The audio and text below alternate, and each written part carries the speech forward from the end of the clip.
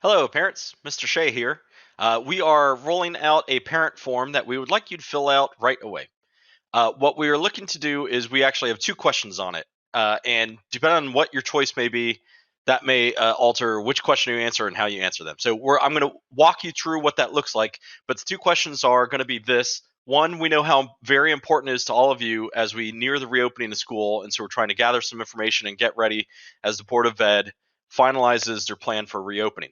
So what we need to know is A, for anyone that plans on choosing 100% fully remote instruction for the first marking period, if you want to choose that, you can choose it now, and we're going to give you an option that you can toggle it later. I'll show that.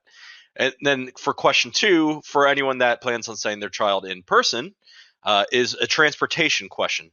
Do you plan on taking the bus, or do you plan on driving your child to school? Or if your child is a junior or senior, are they driving themselves to school?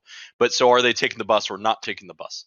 So this video is going to just show you all quickly how to get to the parent portal, how to get to the forms page, and then how to fill out those forms. So take a look.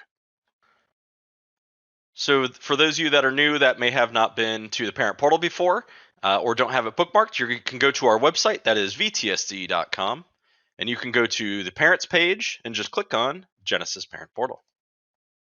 You can also do this from your mobile device.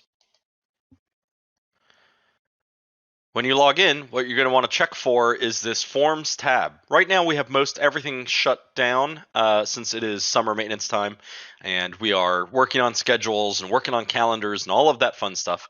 So what you're going to need to do for right now, starting for tomorrow, that is Wednesday, July 22nd, is click on the Forms tab. You'll notice that you will have a different form for every child. We wanted to give you that option because let's say you have 2, 3, 4 children, however many you may have, you may want to choose different options for each of them depending on your situation. So you will need to complete this form for every child.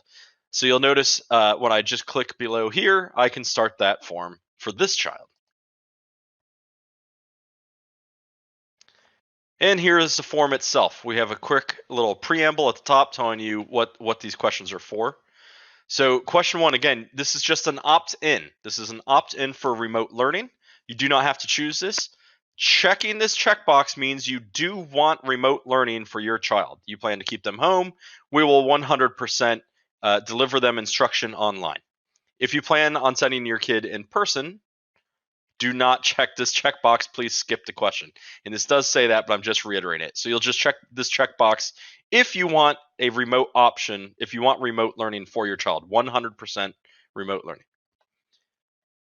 Conversely, for transportation, if you are sending your child in person, and again, if you chose the remote option, you can skip this and just submit right now and click update answers. For transportation, either we need to know, do you plan to send your child on the bus so we can plan on busing and what that looks like in bus stops, or do you plan on driving them? This is just a drop down.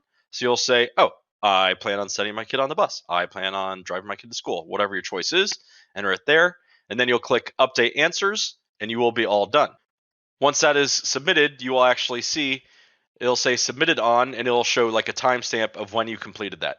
In case multiple guardians go into the parent portal, any guardian can complete the form, but only one person needs to. So if you log in, and your spouse, grandmother, whatever guardian it may be, has already gone in to help out, you will see that it's already submitted, and you don't need to alter that in any way. One last thing that we'll be turning on later this week is a toggle so you can change your mind. We're going to give you until August 5th to complete these forms and make choices. That gives you roughly 2 weeks. But the reason we're making this toggle for you is on July 22nd, tomorrow, you may be thinking, you know what, I'm not 100% comfortable yet. I would like to choose the 100% remote learning option. And then after you watch either the Board of Education meetings or see some of the podcasts from Ms. Davino and Dr. McKay, you may say, you know what? No, I do feel pretty good about sending my child to in-person instruction. And so you may want to change this choice. So later, we'll have this toggle button here. If it's checked marked, that means you did choose the remote option, but you could toggle it to turn it back off. So again, if you change your mind, we have a little time yet. There is going to come a point though where once you've made up your mind, that's it. And I believe we're aiming for August 5th to know whether or not you're choosing that 100% opt-in for remote learning. Thanks. If you have questions, well, you can call your main offices and we'll be there to help you.